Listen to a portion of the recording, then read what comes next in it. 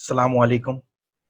Welcome to the Microsoft Excel lecture 9 में।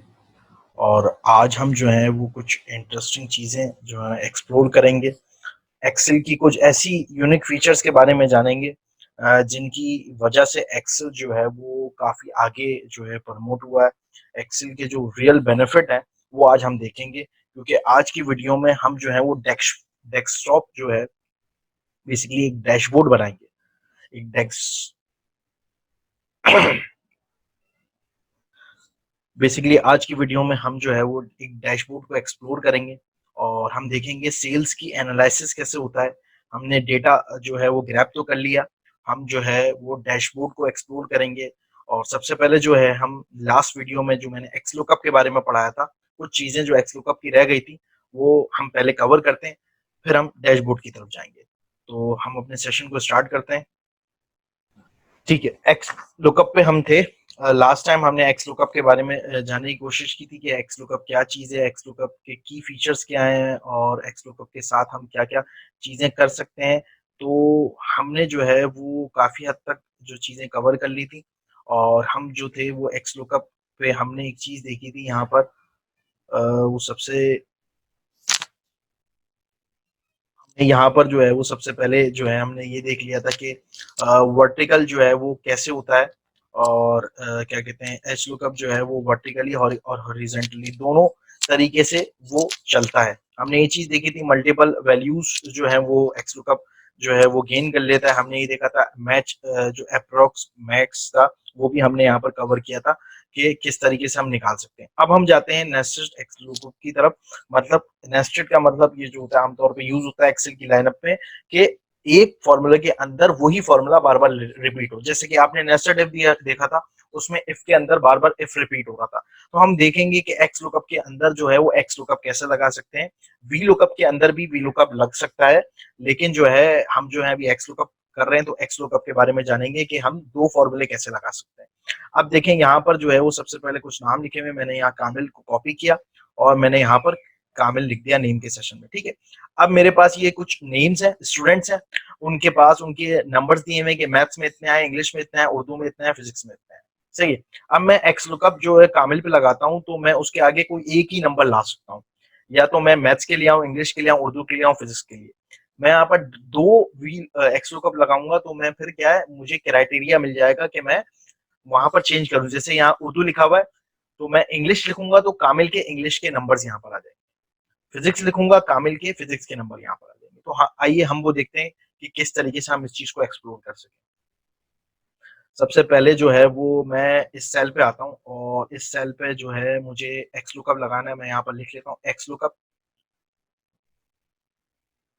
X lookup लिख दिया और मुझे कौन सी वैल्यू देखनी है, तो सबसे पहले याद रखें हमने ऊपर वाली वैल्यू ढूंढनी होती है, ताकि मैं आपको बताता हूँ रीजन क्या है। वो आगे जाके आपको दिख भी जाएगा, लेकिन मैं अभी आपको फॉर्मूला लगा के दिखा रहा हूँ। सबसे पहले हमने ये वाली वैल्यू ढूंढनी है, हमने ढूंढनी है उर्दू। उर्दू ढूंढनी है, उर्दू ढूंढनी कहाँ पर है, मुझे इस वाले सेल में ढूंढो। ठीक है, ठीक है, इन्हीं सेल में ढूंढी जाएगी कॉलम्स में कि मैथ्स में, इंग्लिश में, उर्दू, फिजिक्स में। ठीक है, इस वाले ढूंढने के बाद अब मुझे रिटर्न मतलब वैल्यू रिटर्न निकाल के दो। यहां पर जो है मैं रिटर्न में जो है वो दूसरा एक्स लुकअप लगाऊंगा। क्यों? क्योंकि मुझे जब वैल्यू यहाँ पर मिल जाए तो फिर क्या करो, फिर मुझे कामिल भी तो ढूंढना है। तो मैं यहाँ पर दूसरा लुकअप लगाऊंगा ताकि मैं नेम्स को ढूंढ पाऊं। तो मैं दूसरा लुकअप लगा रहा हूं। अब यहाँ पर क्या ढूंढना है, मुझे ढूंढना है ये वाला कॉलम। देखें इसके पीछे चले गया, लेकिन वाला कॉलम जिसमें मेरा नाम लिखा हुआ है वो I2 है। ठीक है, वो ढूंढना है। कॉमा प्रेस करूंगा, कहां पर ढूंढ, यहाँ पर ढूंढना है। ठीक है, यहाँ पर ढूंढ दिया। यहाँ पर ढूंढने के बाद कॉमा। अब मुझे जो है वो इसके रिटर्न में क्या वैल्यू दो। अब रिटर्न में वैल्यू जो है ना वो मुझे यहाँ पर सारी वैल्यू सिलेक्ट करनी पड़ेगी, पूरी रेंज। रीजन क्या है इसका, जब हम जो है वो एज इट इज रेंज को सिलेक्ट करते थे तो याद है एक्स लुकअप क्या करता था, उसके आगे की वैल्यूज भी यहाँ पर दे देता था। ठीक है, अभी वो यहाँ पर नहीं देगा। क्यों नहीं देगा? क्योंकि हमने पहले यहाँ पर उसको इंटीग्रेट कर दिया कि पहले जो है ना इसको ढूंढो, उर्दू को ढूंढो। उर्दू को ढूंढने के बाद उर्दू के अंदर जो है ना ये जो कामिल नेम लिखा हुआ है उसकी वैल्यू ढूंढो। मतलब यहाँ पर कोई भी चीज लिखूं, मैं फिजिक्स भी लिखूं तो वो फिजिक्स की रॉ में ही रहेगा। उर्दू लिखूंगा, उर्दू की रॉ में रहेगा, कॉलम में रहेगा। इंग्लिश लिखूंगा, इंग्लिश के कॉलम में रहेगा। मैथ्स लिखूंगा, मैथ्स के कॉलम में रहेगा। वो उसके आगे नहीं भागेगा। वरना क्या होता है, रेंज सेलेक्ट करता हूँ तो वो सारी वैल्यूज एक्स लुकअप आपको दे देता है उसके आगे। ठीक है, अब मैं यहाँ पर एंटर प्रेस करता हूँ। इंटरप्रेस जो है ना यहाँ पर जो है वो ऐसे उठाता नहीं है, मुझे यहाँ पर कॉलम्स को बंद करना पड़ेगा। मैं यहाँ कॉलम्स को बंद करता हूँ और फिर मैं एंटर प्रेस करता हूँ। तो देखिए यहाँ पर जो है मेरे पास 85 आंसर शो हो गया। 85 शो हो गया क्यों? कामिल के उर्दू में कितने मार्क्स थे? 85। अब मैं इंग्लिश यहाँ पर लिखता हूँ तो ये देखिए 63 हो जाएगा, 63 आ गया। इसी तरह ये मैं मैथ्स लिखता हूँ तो वो मैथ्स आ जाएगा, मैथ्स के 90 आ जाएंगे। मैं कोई भी नाम यहाँ पर उठाता हूँ, मैंने यहाँ पर आयशा उठाया, 70 मार्क्स है मैथ्स में। ठीक है, यहाँ पर समद उठाया,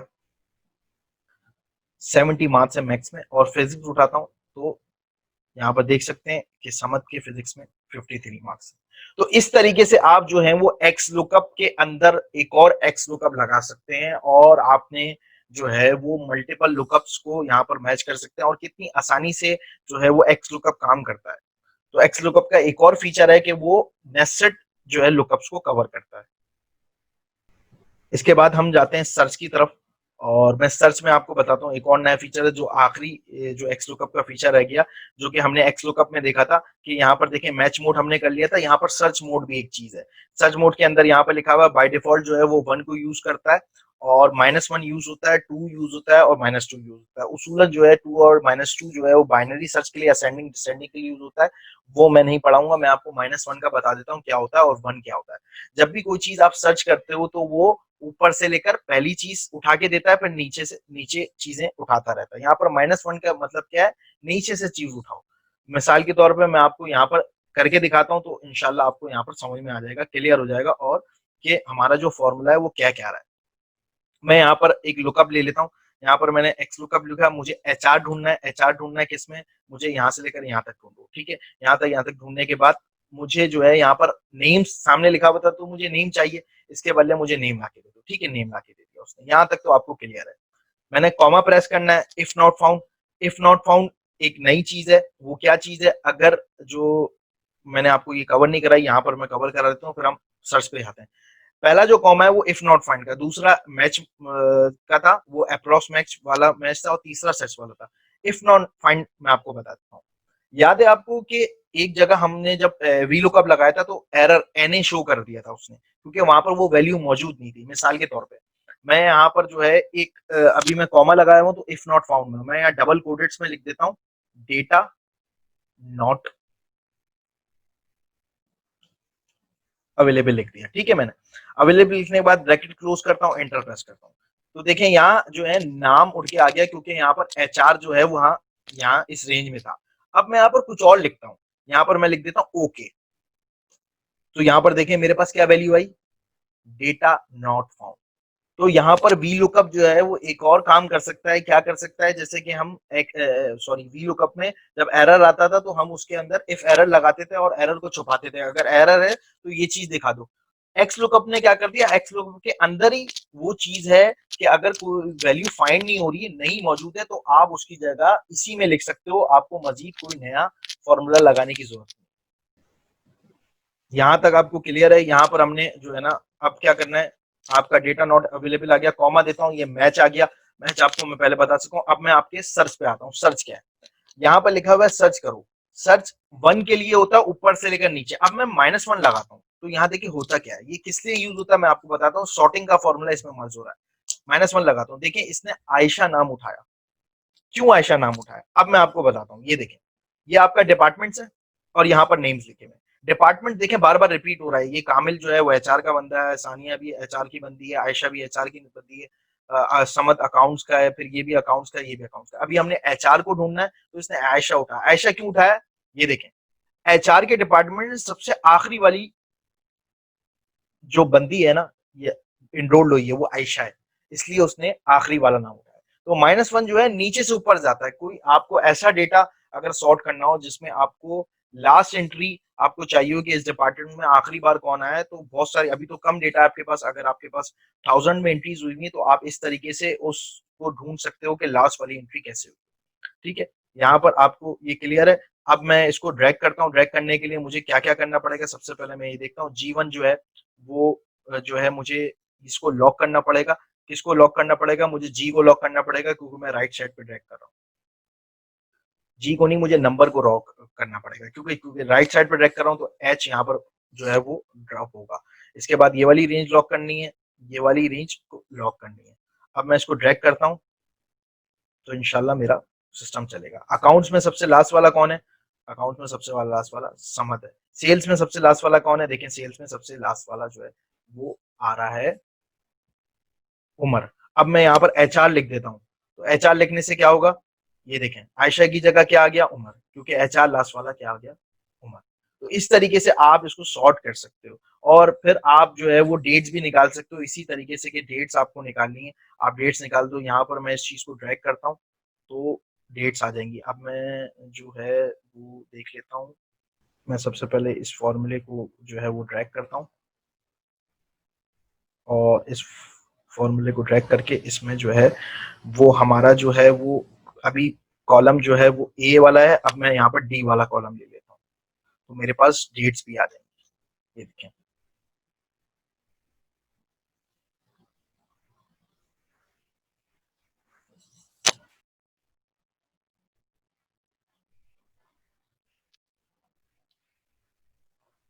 सॉरी यहाँ पर सी लेना था मुझे, मैंने यहाँ डी ले लिया, जब यहाँ प्रॉब्लम आई।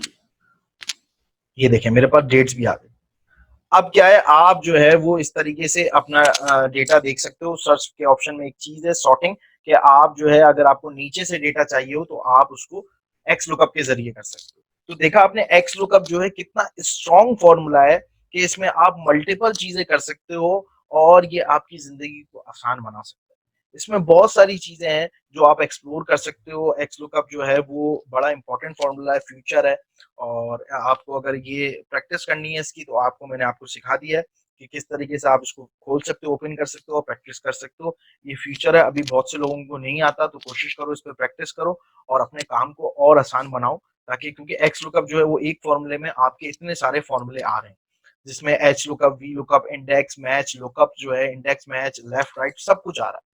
तो आप इसको यहाँ पर देख सकते हो। अब जो है मैं आपको बड़ी इंटरेस्टिंग चीज दिखा रहा हूँ और बहुत ही जबरदस्त चीज है, क्योंकि ये एक फाइनल स्टेज है हमारा जो एक्सेल की तरफ। और हम एक्सेल को फिर जो है वो लास्ट इसके बाद एक लेक्चर रखेंगे जिसमें हम टिप्स एंड ट्रिक्स सिखाएंगे।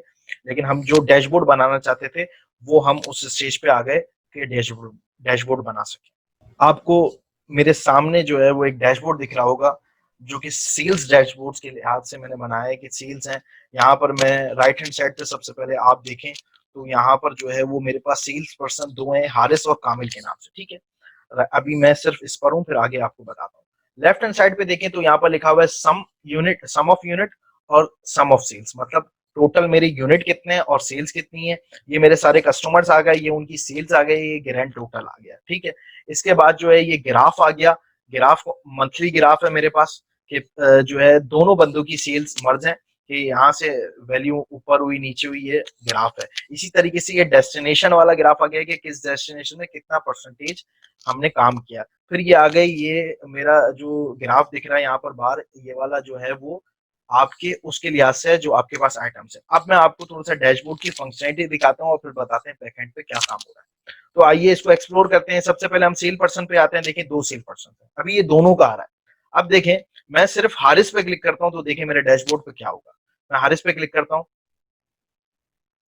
ये देखें मेरा डैशबोर्ड का लुक थोड़ा सा चेंज हो गया। क्यों चेंज हो गया?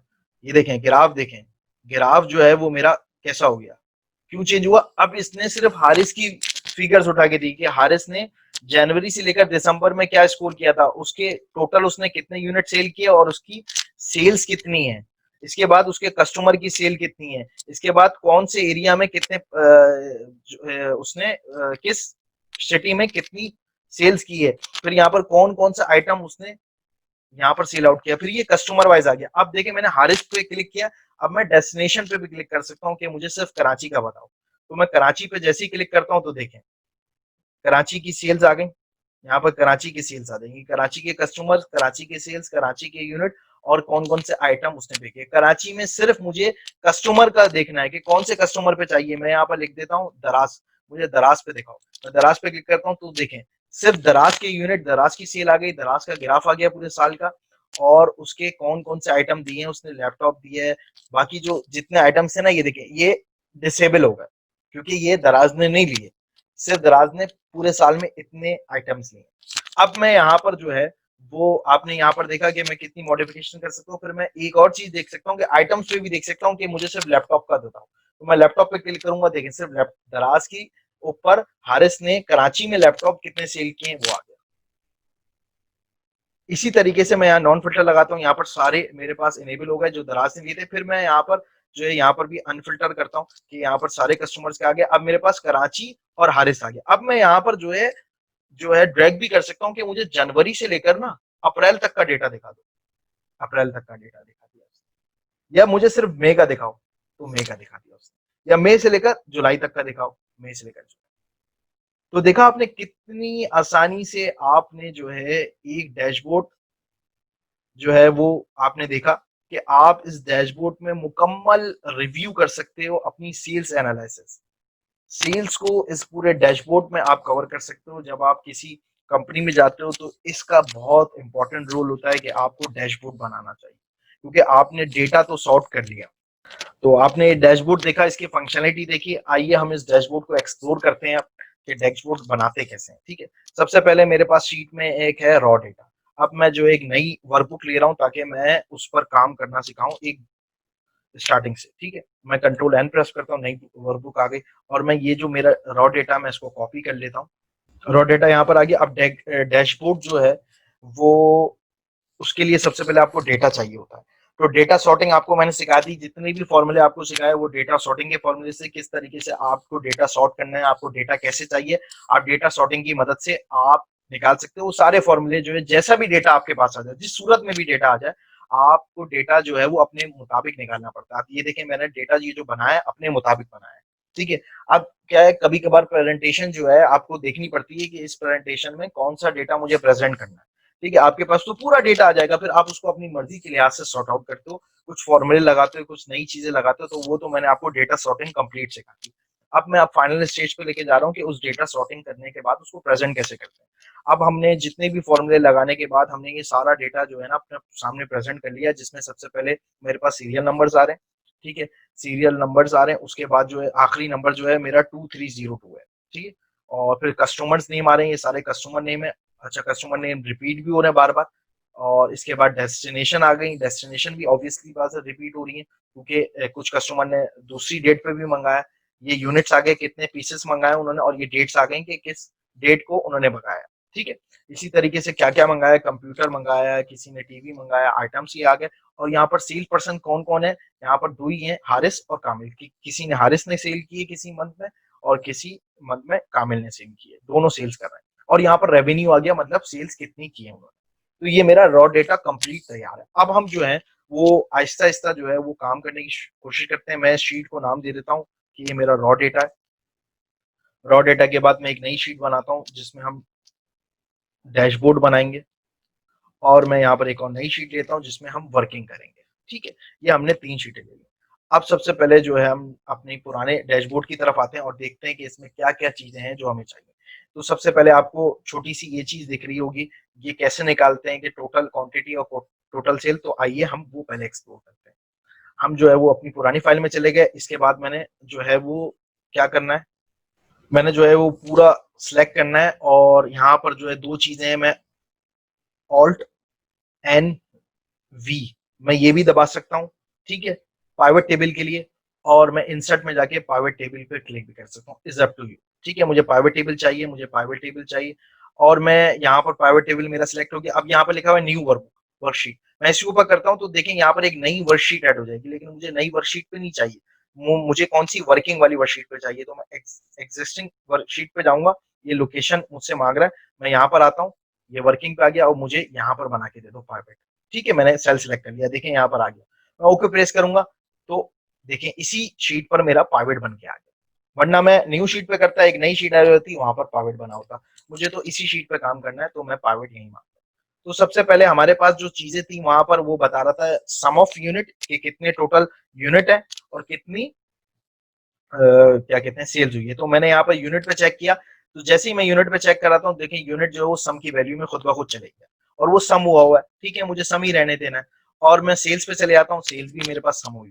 तो ये देखें दो चीजें मेरे पास यहाँ पर निकल के आ गई, जिसमें है cell unit, cell of unit और सेल ऑफ सेल्स, ये सम ऑफ सेल्स, ये दो चीजें निकल के आ गए। सिंपल सी चीज है और बहुत अच्छी चीज है। तो अब मैंने यहाँ पर क्या करना है, इसमें इसमें मैंने सिंपल सी चीज इन दोनों को कॉपी करना है। कॉपी करने के बाद मैं डैशबोर्ड पे जाऊंगा और अपने डैशबोर्ड पे जहां पर आपको चाहिए वहां आप पेस्ट कर दोगे, ठीक है। आप इसको ड्रैग कर दो। ड्रैग करने के बाद मैं इसको यहाँ से क्लोज कर देता हूँ कि मुझे फिल्ट्रेशन नहीं चाहिए। मैं डिजाइन पे जाता हूँ और कोई भी आपने कलर अपनी मर्जी का, यहाँ पर बहुत सारे कलर्स हैं, आपने दे दिया। आपने इसको जो है वो बोल्ड करना है, बड़ा करना है, इज अप टू यू, आपने वो कर लिया, ठीक है। डिजाइनिंग हमारी होती रहेगी। तो हमने एक चीज निकाल दी जिसमें यहाँ पर जो चीजें हैं, अच्छा ये जो है वो डैश उसमें आ रहा है।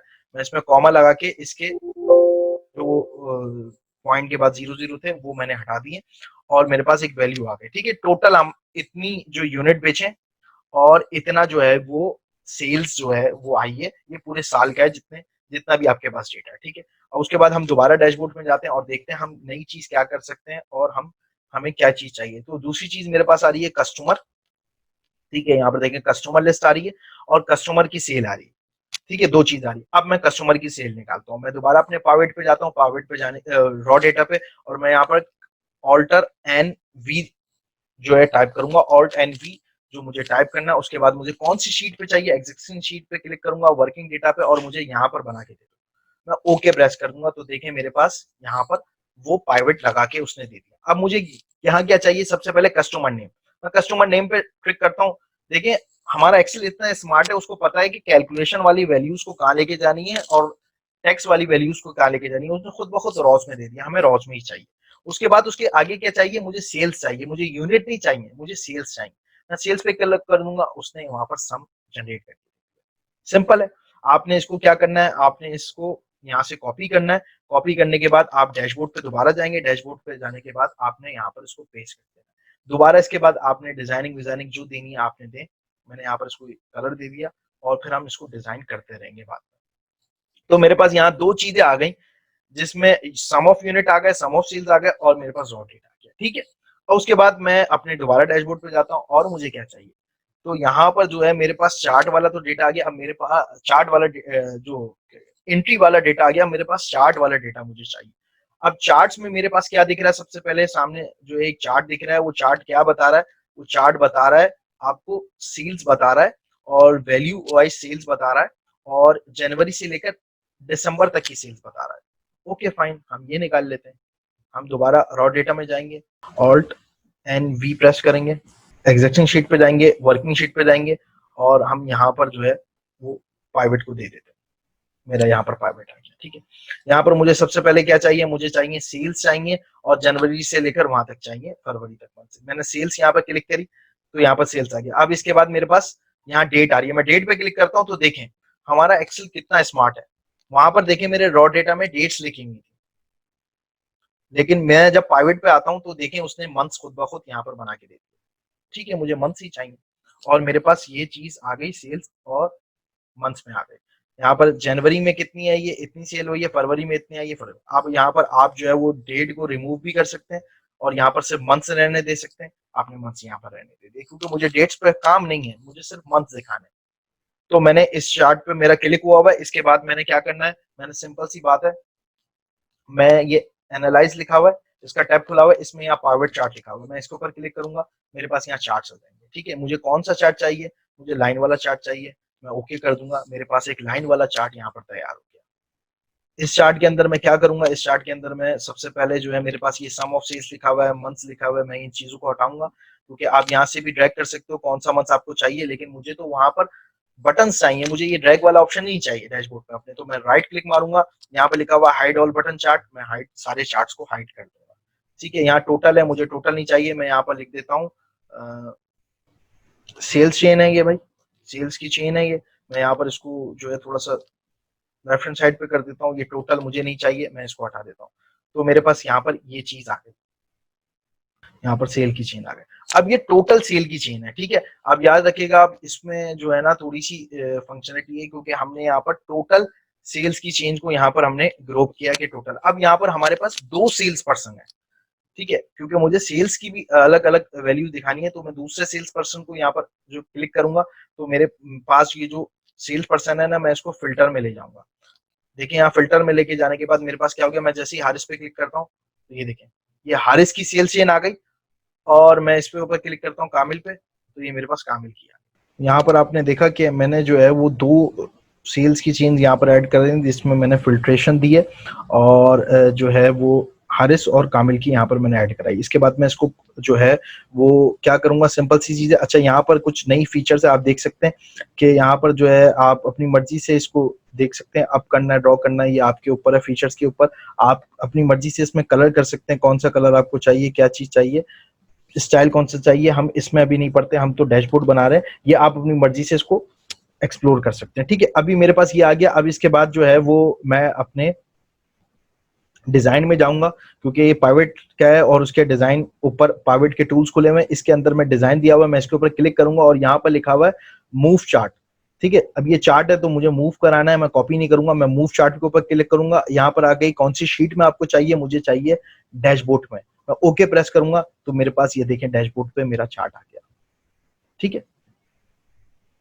ये मेरे पास आ गया, ये मेरे पास एक चार्ट यहाँ पर क्रिएट हो गया, ठीक है। इसमें जो है वो कॉपी और पेस्ट इसलिए नहीं किया कि कभी कभार ना कॉपी चार्ट्स को हमेशा जो आप जो है वो कॉपी नहीं करें, आप मूव कराएं, क्योंकि वो डेटा जो है फिर बड़ी मुश्किल से जो है थोड़ा सा मिसमैच हो जाता है, जिसकी वजह से प्रॉब्लम होती है। तो आपने यहाँ पर क्या करना है, आपने जो है वो चार्ट को पूरा पूरा मूव कराना है, और जो रॉ वाला डेटा हो वो कॉपी पेस्ट कर लो, उसमें कोई इशू नहीं है, ठीक है।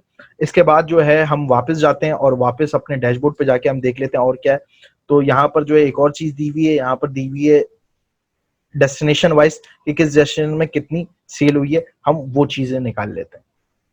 मैं दोबारा जाता हूँ अपने रॉ डेटा में, रॉ डेटा आने के बाद मैं यहाँ पर ऑल्ट एन वी को प्रेस करूंगा, पाइवेट आ जाएगा। मैं कौन सी शीट में मुझे पाइवेट चाहिए, मैंने देना है वर्किंग शीट में, और मैंने यहाँ पर प्रेस कर देना, यहाँ पर दे दो, मुझे यहाँ पर एक चार्ट बना के दे दिया उसने। अब यहाँ पर मैंने क्या चीज चाहिए, मुझे डेस्टिनेशन की सेल्स चाहिए, मैं डेस्टिनेशन पे क्लिक करूंगा, देखें डेस्टिनेशन सारी आ गई मेरे पास, और उसकी सेल्स क्या है, उसके सामने मेरे पास सेल्स आ गई कि डेस्टिनेशन इतनी सेल्स है।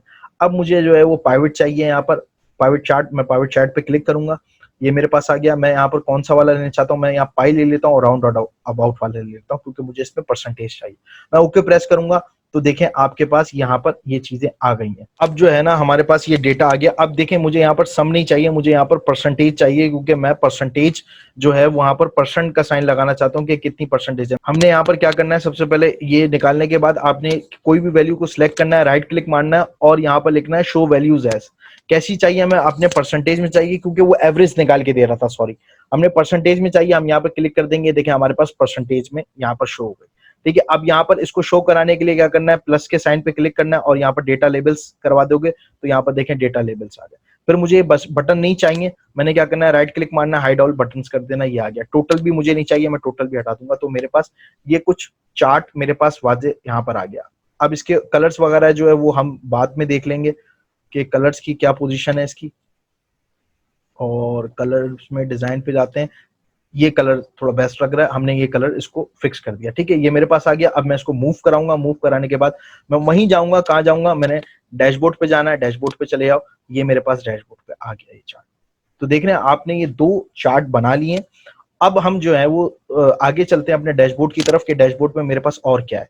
डैशबोर्ड में एक और चार्ट दिख रहा है, इस चार्ट में क्या शो हो रहा है, इस चार्ट में भैया ये आइटम शो हो रहे हैं, आइटम्स की क्वांटिटी शो हो रही है, ठीक है। ठीक है भाई, हम ये वाली चीज बना लेते हैं कि आइटम्स और आइटम्स की क्वांटिटी यहाँ पर शो हो रही है। अब मैं दोबारा रॉ डेटा में जाऊंगा, रॉ डेटा के बाद मैंने ये सिलेक्ट किया, इंसर्ट पे गया और मैंने पाइवेट पे क्लिक किया, एग्जिस्टिंग शीट पे क्लिक किया, और मुझे कौन सी शीट पे आई है, वर्किंग पे चाहिए, मैंने कोई भी कॉलम सिलेक्ट कर लिया और मैंने यहाँ पर ये पाइवट लगा दिया, मेरे पास यहाँ पर पाइवट आ गया। अब वहां पर क्या चाहिए था, मुझे सबसे पहली चीज चाहिए थी आइटम्स। मैंने यहाँ पर जो है वो आइटम्स को सिलेक्ट किया, मेरे पास यहाँ पर सारे आइटम्स आ गए। आइटम्स के बाद मुझे क्या चीज चाहिए, मुझे चाहिए यूनिट, ठीक है भाई, कौन से आइटम के कितने यूनिट आए। अब इज अप टू यू कि आप सेल्स भी ले लें या यूनिट ले लें, दोनों में से कोई एक चीज ले लें। मैंने यहाँ पर यूनिट ले लिया कि कितने यूनिट किसको गए, ठीक है। सेल्स को तो हमने बहुत सारी चीज दे दी, यूनिट को हमने कहीं नहीं देखा, तो हम यहाँ पर यूनिट को डिफाइन कर लेते हैं कि यूनिट क्या है। तो यहाँ पर यूनिट आ गया। अब यूनिट जो है वो जो है पॉइंट में आ रहा है, क्योंकि कभी कभार कोई चीज जो है वो आगे पीछे होती है, हम इसके पॉइंट्स को हटा देते हैं। Total on an average units मेरे पास आ गए, ठीक है। हम यहाँ पर जाएंगे, इसको सिलेक्ट करा हुआ है हमने, हम एनालाइज में जाएंगे, पाइवट चार्ट में जाएंगे और मुझे यहाँ पर चार्ट चाहिए। मैं यहाँ पर कॉलम वाला ही चार्ट ले लेता हूँ, 3D चार्ट ले लेता हूँ, और मेरे पास ये चार्ट जो है जनाब यहाँ तैयार हो गया।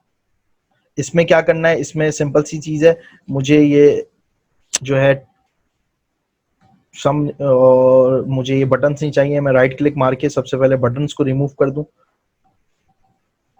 हाइड बटन्स कर देता हूँ। ठीक है, मेरे पास ये आ गया। और इसके डिजाइन्स में भी जाके हम देख लेते हैं, हमें ये वाला डिजाइन जो है वो हम रख लेते हैं, ये वाला डिजाइन रख लेते हैं, और मुझे ये टोटल भी नहीं चाहिए। ठीक है, मेरे पास ये चीज आ गई आपके सामने। अब इसको मैं मूव करा देता हूँ। मैंने मूव चार्ट पे क्लिक करना है, अपने डैशबोर्ड पे जाना है, और डैशबोर्ड पे ओके प्रेस करूंगा तो ये मेरे पास यहाँ पर आ गया। तो अब देखें आपके सामने जो है वो 1 2 3 4 5 चीजें आपके सामने आ गए। और अपने डैशबोर्ड पे हम जाते हैं तो 1 2 3 4 5 चीजें ही जो प्रेजेंट कर रहा था, बाकी तो फिल्टर्स थे, वो आपके सामने यहाँ पर मैंने अभी यहाँ पर पहुंचा दी।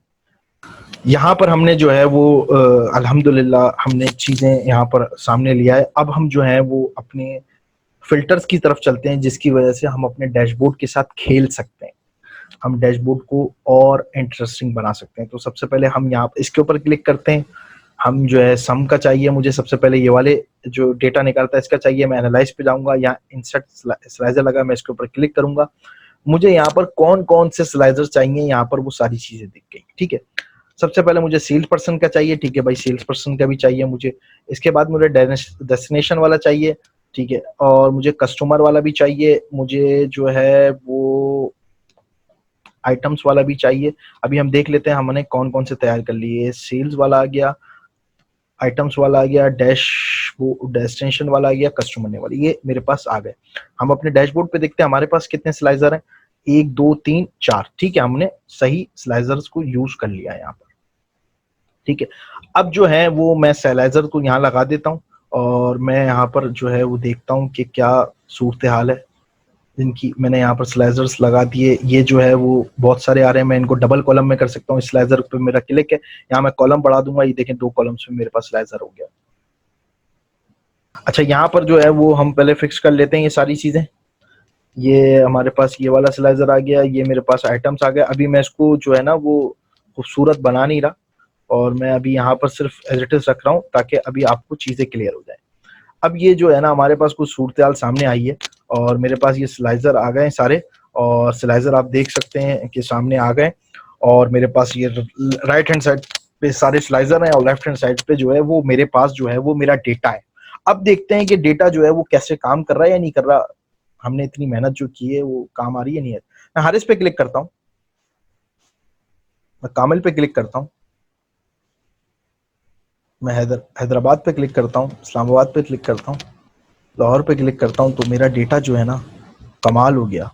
कमाल ये हो गया कि मेरा डेटा जो है ना वो सिर्फ इस पे काम कर रहा है। गौर से देख रहे हैं आप, कराची, इस्लामाबाद, ये देखें।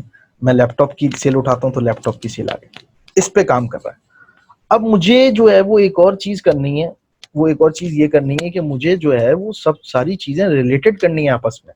मैं वो कैसे करूंगा, मैंने इस स्लाइजर पे क्लिक करना है, गौर से देखने का काम।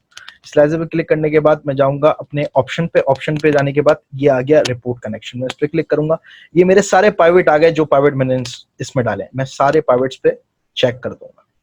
ओके, इसी तरीके से इसमें भी करना है, रिपोर्ट दोबारा सबको चेक कर देना ताकि फंक्शनैलिटी सबकी आपस में मर्ज हो जाए। इस पे जाता हूं,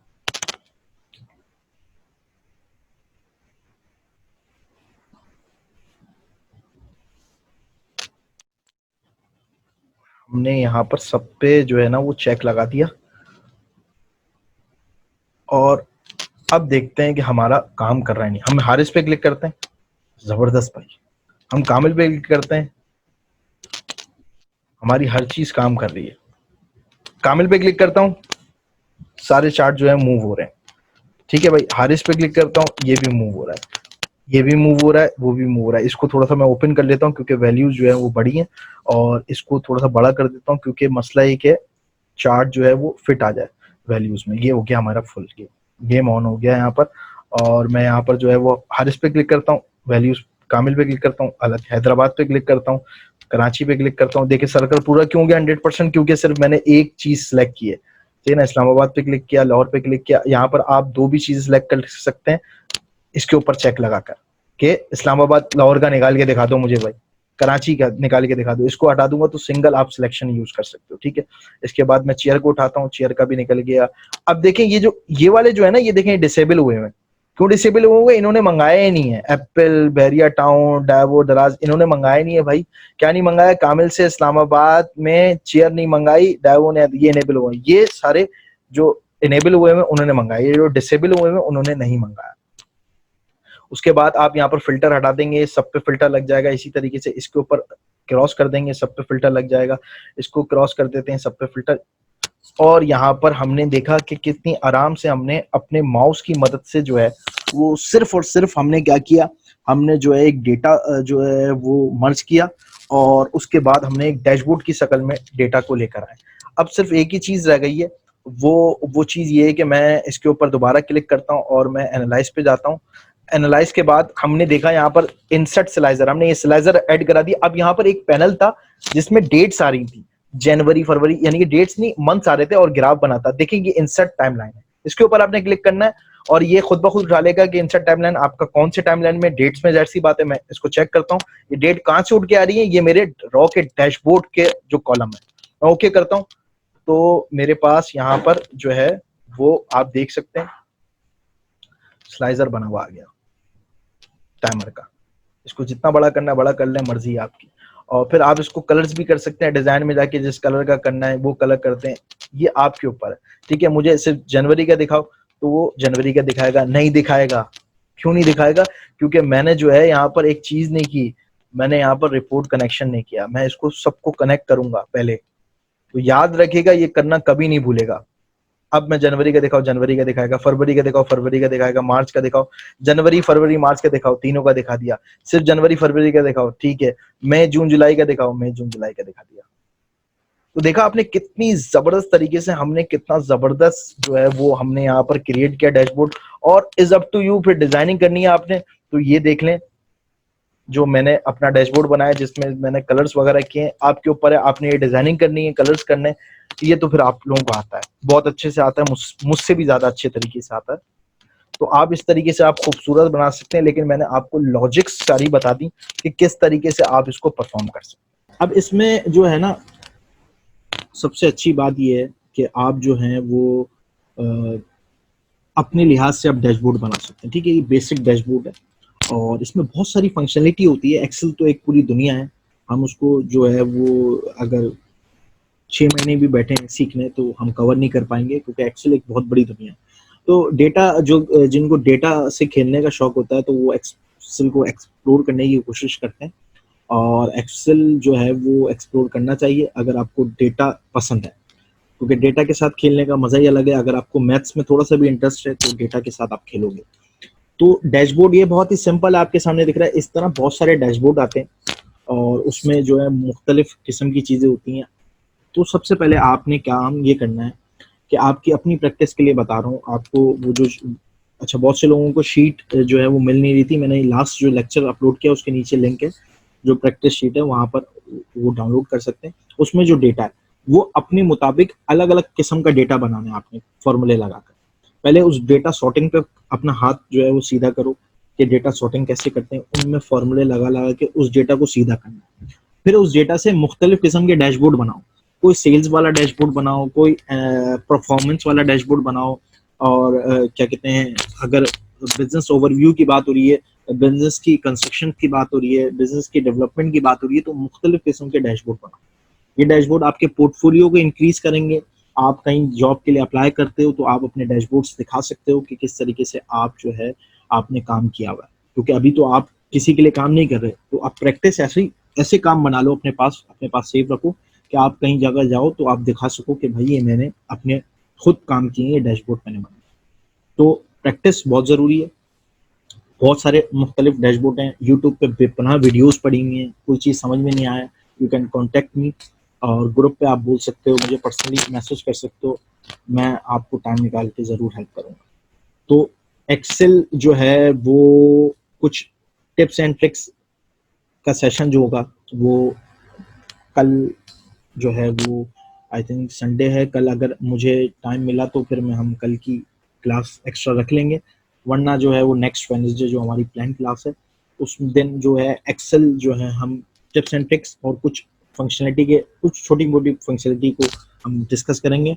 एक्सेल यहाँ पर हमारा जो है वो एंड हो गया है, और इसके बाद जो है हम एक दिन की क्लास रखेंगे जिसमें गूगल शीट्स को मैं आपको बताऊंगा, क्योंकि गूगल शीट्स जो है वो नेक्स्ट लेवल है एक्सेल से, और गूगल शीट्स के कुछ यूनिक बेनिफिट्स मैं आपको डिस्कस करूंगा यहाँ पर, कि किस तरीके से आप एक गूगल शीट को किसी ऑफिस में या अपने काम में ग्लोबली चला सकते हैं, पूरी दुनिया में कहीं पे भी बंदा बैठा हो और वो आपकी शीट पे काम कर रहा हो, और आप जो है यहाँ से काम कर रहे हो, डेटा वहाँ से आ रहा हो और आपकी शीट पर, और वहाँ चार्ट बन रहा हो, ऑटोमेटिक जो है ये सारा काम हो रहा हो, डैशबोर्ड चल रहा हो, तो बड़ा ज़बरदस्त है गूगल शीट भी। तो इंशाल्लाह हम उसमें वो चीज़ कवर करेंगे। सो आई होप आज का सेशन आप लोगों को काफ़ी अच्छा लगा होगा, कुछ इन्फॉर्मेटिव चीज़ें थी। एक्स लुकअप के बारे में हमने ओवरव्यू देखा आज। एक्स लुकअप बहुत स्ट्रॉन्ग फार्मूला है, और फिर हमने डैशबोर्ड मिनी एक डैशबोर्ड बनाया सेल्स का, कि किस तरीके से आप जो है डेटा सॉर्टिंग के बाद डैशबोर्ड बना सकते हैं। तो इंशाल्लाह नेक्स्ट सेशन में आप लोगों से मुलाकात होगी, हम कुछ नई चीज़ें एक्सेल के बारे में आप एक्सप्लोर करेंगे। टेक केयर, अल्लाह हाफिज़।